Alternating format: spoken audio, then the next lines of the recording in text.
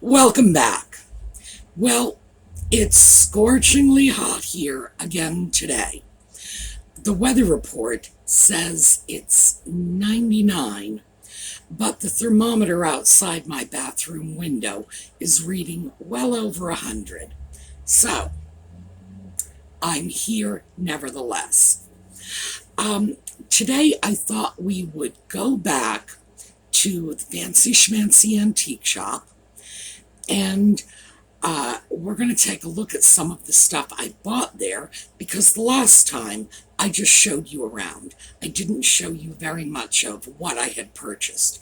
So today we're going to take a look at a few of the things that I purchased, as well as a few of the things that I just want to show you simply because they caught my fancy.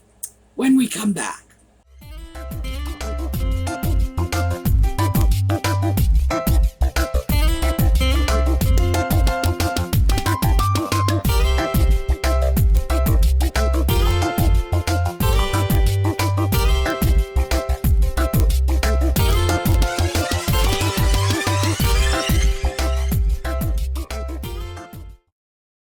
So, before we get started, we need to talk about sound.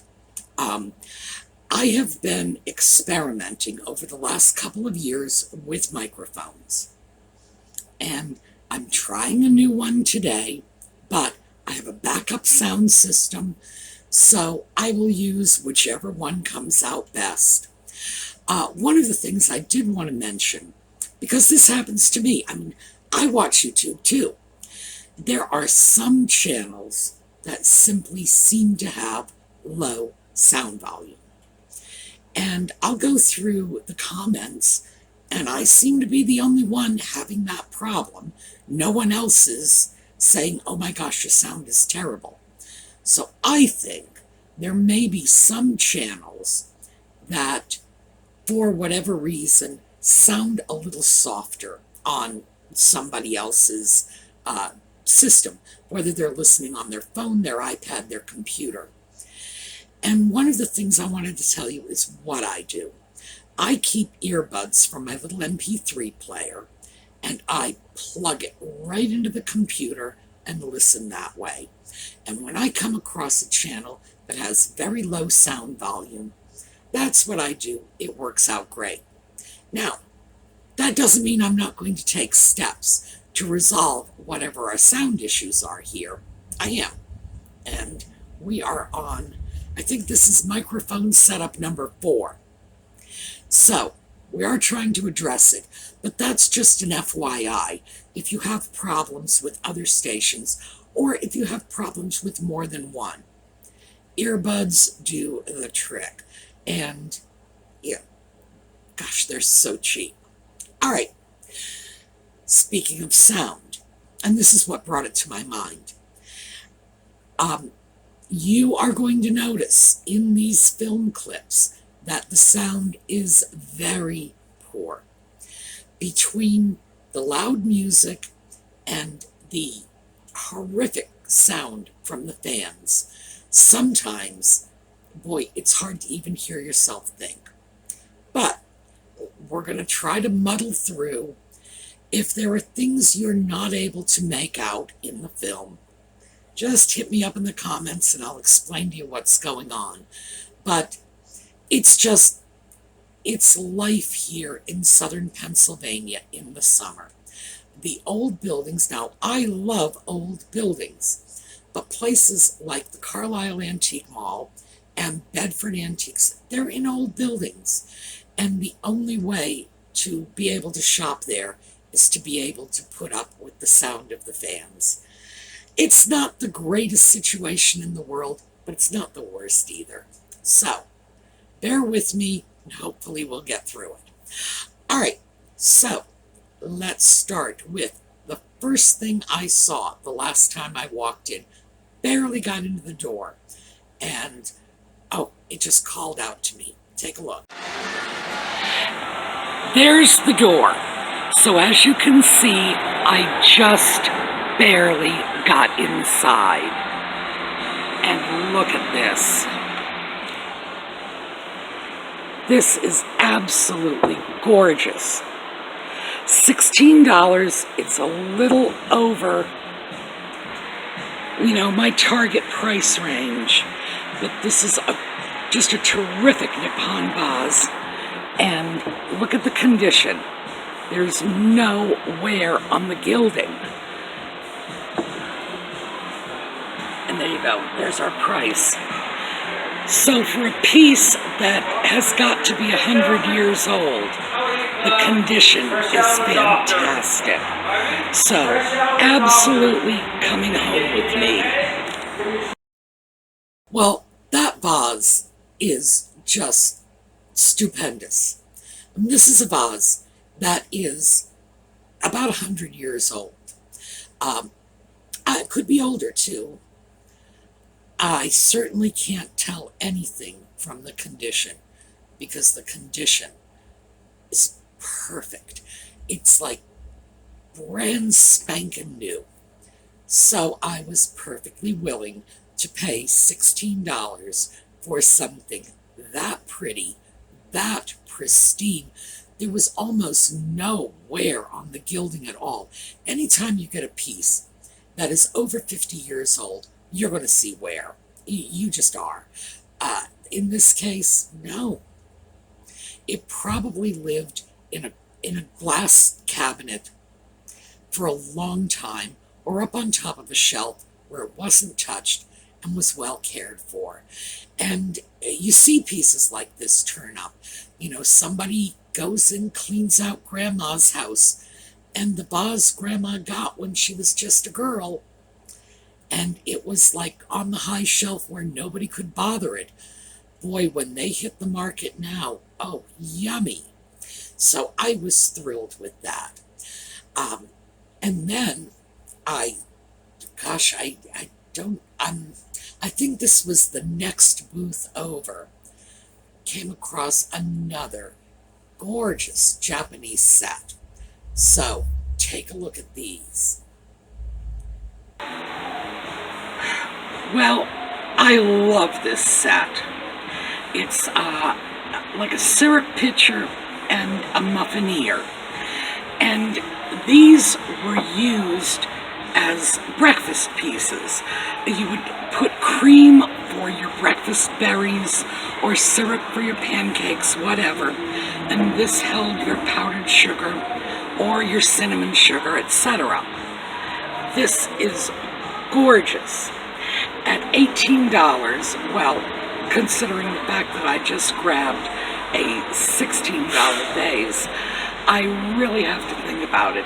Not a question of it's not worth it, because look at that. The gilding is perfect. We've got a little bit of rubbing on the very top. Absolutely gorgeous. Art Deco era. And you can see that it's got an arts and crafts sort of look to it. This is just fantastic. But I'm going to have to think about it, because this is one of those things that if I buy it, you know that I'm buying it because I want my customers to get it. So I have to sell it at cost, but I may well do that. So we'll think about this. I did not buy them. Usually, if I don't grab it right away and stick it in my bag, by the time I go to check out, I have forgotten all the things that I saw and said, oh, I want this, I want that, because there are so many other things that I've seen and said, oh, I want this, I want that. I do regret not buying that set. That is a gorgeous set. It's got a wonderful sort of Art Nouveau, arts and crafts kind of design. Now, I know a lot of people will look at that and say, that's Art Deco. No, not Art Deco. Arts and crafts, yes. Deco, no. And sometimes it's hard to differentiate. In this case, it's that wonderful, elaborate flower, very Egyptian looking. Arts and crafts movement loved that sort of thing. Egyptian design, did influence the Art Deco movement too. So why would I say yes to one and no to the other? Well, I think primarily the colors, and because there are a few pieces of Art Deco that the arts and crafts influence is really predominant. And it's true with that set. $18, boy, I really do wish I had picked it up. I'm sure the next time I show up, it's not going to be there because it's a beautiful set. The price is reasonable. And it's a very good retail price. But for my purposes, since I need to buy it and then cover fees, shipping, etc., I need to do better than a good retail price just to make it worth my while to pick it up. But believe me, there are times when I just get greedy and grab and say, I'm buying this no matter what, simply because I want to make sure my buyers get first crack at it. So I'm greedy for my buyers. But lovely, lovely set. And I will say, because it's not all altruistic, if you get a piece like that, a set like that, throw it in your online shop. It will bring traffic through. People will see it, they will remember it, and then they will come back, even if it's something they're not interested in. It's the special pieces that people remember. So, yeah, it's not totally selfless. A piece like that would show well in my shop. Next up, this is an interesting little cabinet. So, let's take a look here. Oh, still on the first floor. Okay, let's take a look at this piece. Let me see if I can... Here we go. That gives you some sense of the size. I'm guessing it's probably about 2.5 feet tall. Now, this may look like a child's piece. It's not. This would have been like a spice cabinet. This would have gone into a kitchen, or as they called them in the old days, the offices. That would have been like a pantry room. It may have held medicinal herbs, probably spices. But even though it might look like a child's piece, that's not what it was intended as. Our price on this is, here we go, $229. Very, very interesting piece. Now that is probably a spice cabinet or an apothecary cabinet. These things were often handmade, and that piece, I don't know, probably, but I'm not 100% sure. Looks handmade, maybe not. Not a high-end piece. Pieces like that would have been in the business end of the home. The kitchen, the pantry, the places they used to call the offices. And they would have been used to hold medicines, spices, anything that the lady of the house wanted to sort of keep out of the way, lock away special. It did not have a lock on it. That tells me that it was not in a house where there were servants, because the spice cabinets were locked in houses that had servants. It tells me that it was after about 1850, because before 1850, any spices or medicinal herbs at all were so valuable they would have been kept under lock and key, even in a house without servants. You wanted to make sure the kids didn't get into it, etc. So in all likelihood, it was from a country farmhouse. But when you see a piece like that, you can easily see how it is that someone would look at it and say, oh, look, a child's piece, because it does seem to be like a sort of miniature china cabinet or something. No. Now, pieces like that were kitchen pieces. They were just used to house the special goodies. In years gone by, prior to 1850, 1820s, 1830s, it may have been tea or sugar, things that were very valuable, might have been locked away in a cabinet.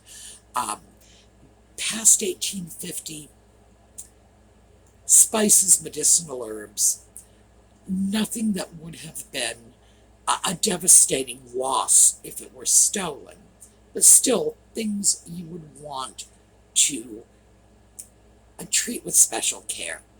So I thought that was interesting. At $229, I thought the price was on the high side. Not something I would consider buying, but good opportunity to show you this kind of piece, because we have seen pieces like this over at Lutz Antiques, because they have had pieces from the very early 19th century, sugar cabinets and things like that, that lock. So, thought you might find that interesting. Next up, a llama.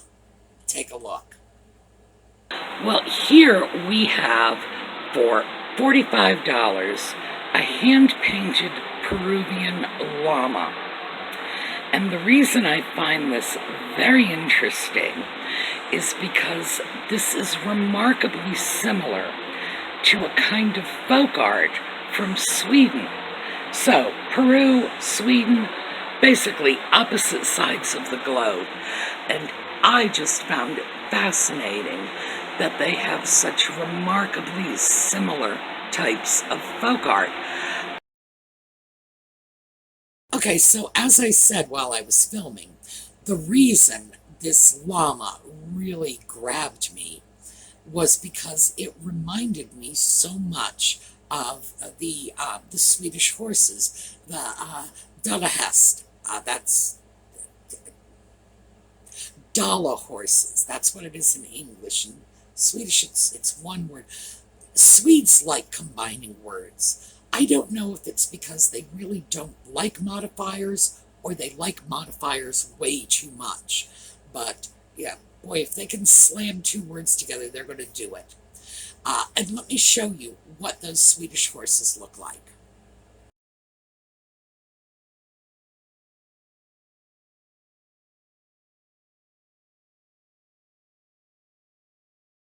So I'm sure you can see why it struck me as similar. It was something that I grew up with, and who in the world would have thought the same sort of thing in Peru, only this time llamas. Totally cute. So, I later found something else in that little booth. This is a booth of primitives, mostly, on the first floor. And take a look at what did come home with me. Same booth as the llama, $6.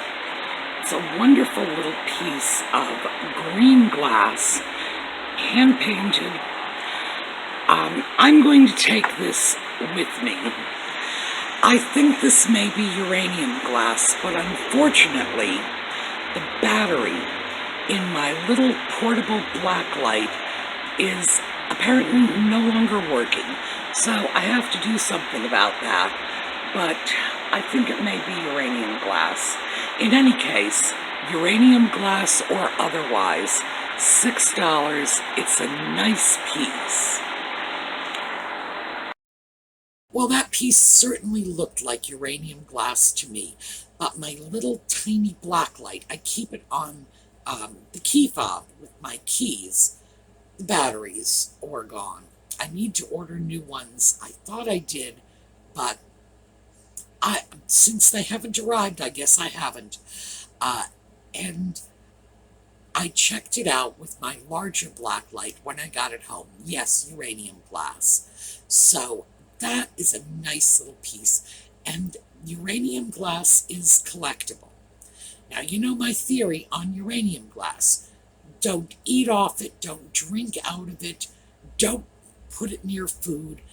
And if it really glows, spunk-eyed glow, uranium content is high, keep it under glass. But I have pieces of uranium glass. Having said all the foregoing, I do have pieces. Usually it's low levels of uranium, but some of these pieces were documented to have as much as a 24% uranium content. Now that is, that is glow-in-the-dark level uranium. That is, seriously worrisome. And I would say if you are a uranium glass collector, you might want to see about getting your hands on a Geiger counter. I understand that you can pick them up relatively inexpensively these days online. If it's something you're into, yes, at least make sure you know how much uranium is in your glassware. But collecting it, fantastic. Using it, not so much. Be cautious about that sort of thing.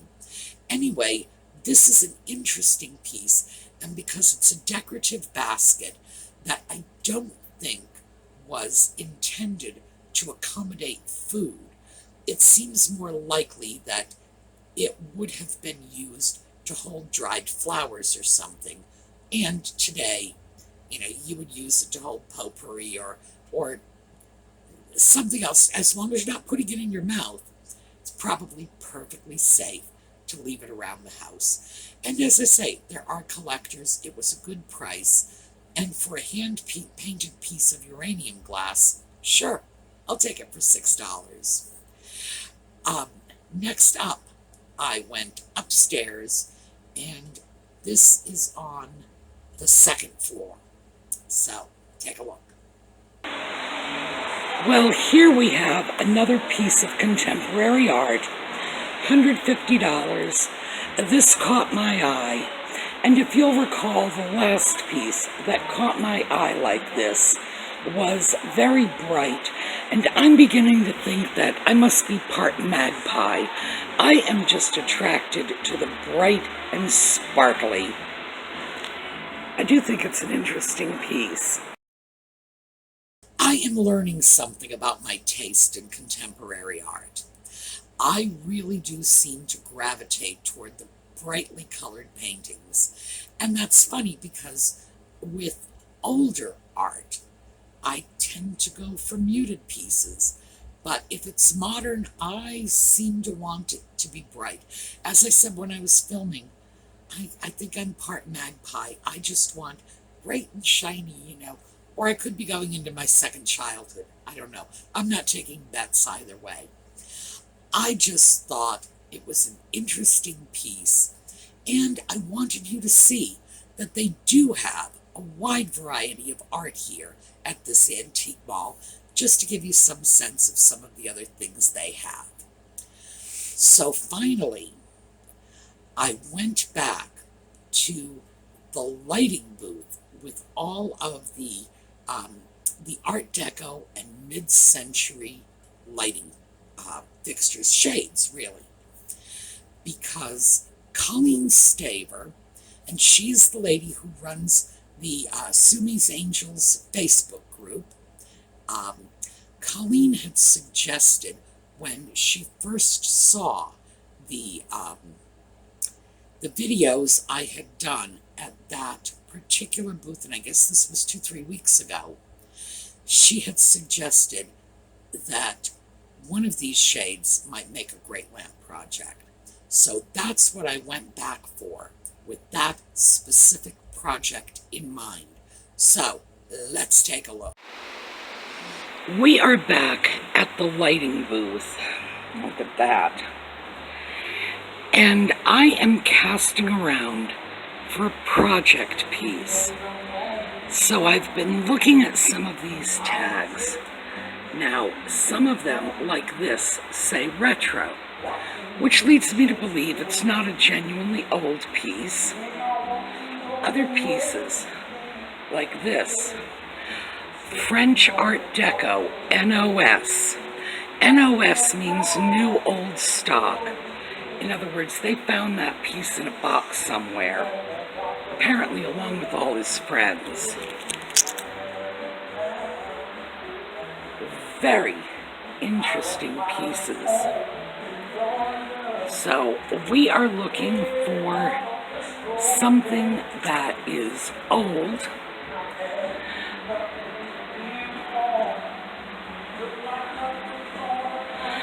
now they're calling that small wedding cakes. I'm seeing small skyscraper. That is definitely a streamlined modern style. This one, French Art Deco, new old stock, $40. Alright, we've got a few pieces like this with these little panels. That's chipped. That's actually a good sign. Deco with graphics, they're calling it. The reason the chip is a good sign is that would indicate it might be old.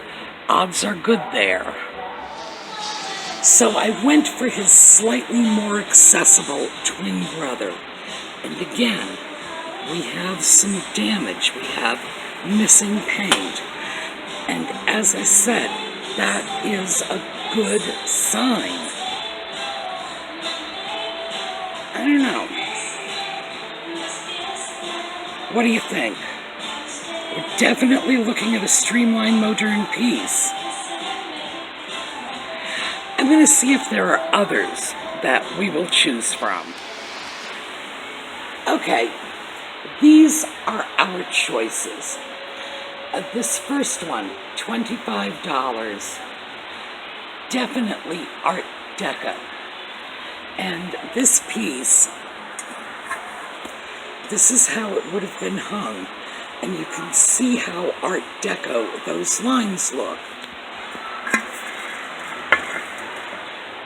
However, when we turn it upside down, those same Art Deco lines are looking much more Art Moderne. All right, $40 for this little butter. Very cute, very modern.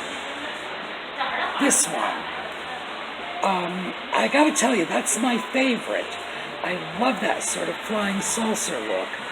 Problem is, it's not marked. And then this one, and remember we have the friend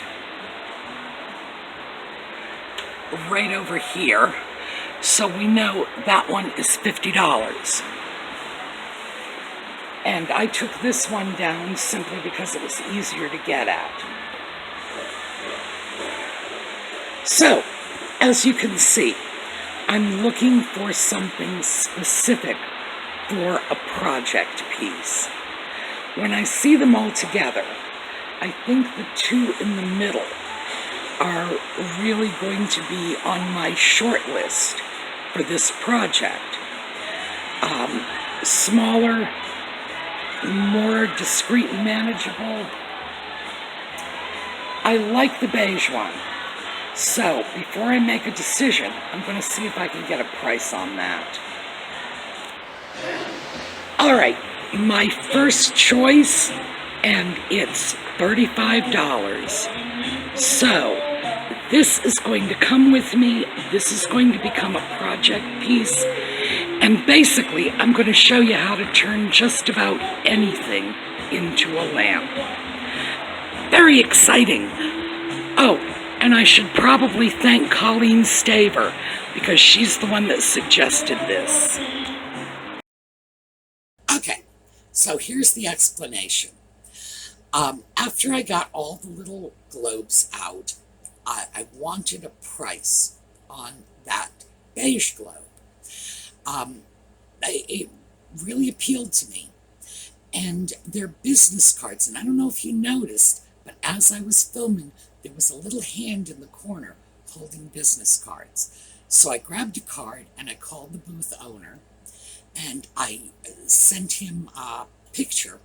Aren't cell phones wonderful? I can just snap a photo and text it to him. How much do you want for that? And he shot back with, "Is $35 too much?" And I thought, oh, I love this guy. No, $35 is not too much. So I got my little globe, stuck it in my bag, trotted down to check out, and of course I had the whole conversation in the text in my phone. Although I spoke with him originally, he texted me back the price so that I'd have it in writing so I could check it out. Made the transaction so easy. I love dealers who leave contact information in their booths. If they're available, that solves all the problems I have of going in, seeing something I like, and seeing no price on it. Because when I go into a place and there's no price on something, I'm too easily distracted. There are too many other things clamoring for my money, and I will just walk off to the next thing and say, oh, grab that. Because again, I think maybe I'm in my second childhood. Next pretty shiny thing has caught my fancy, and I have forgotten all about the one I was interested in. But you know, that's true of most people. If you want to make the sale, you make it when the buyer is standing there saying, oh, I like this, so you give them a price. When I can get the dealer's contact information immediately, snap a picture and say, what do you want for this? I love it. Absolutely love it. Now, when I was going through those light shades, I was amazed by the good prices. These were original shades, not repros, and I thought they were repros because some of them were in such good condition. But it's new old stock, so this is a guy who's bought out old stock from old lighting stores or hardware stores, etc. Most of those shades were in really beautiful condition. And you've already seen, we've got a heads up, you know this is going to be a project. What I plan to do, not tomorrow, I've got a project in mind for tomorrow that is a much higher priority for me personally. But I'm going to show you how to turn anything into a lamp, basically. Just how to make a base and throw anything you want on top of it. I have a nice light shade. You could throw a mason jar on top. You could throw something your kid made in ceramics class, whatever. This is a do-it-yourself lighting project, and that will be coming up. Okay, we are getting out of here now because, well, I don't know. It's just so gosh darn warm. It's not like there's very much I can do. But I'm going to be moving along doing something else. We are going to do a little slideshow on our way out. I hope to have a new slideshow for you tomorrow, something special. So, in the meantime, I hope you all have a terrific day, and I look forward to seeing you tomorrow.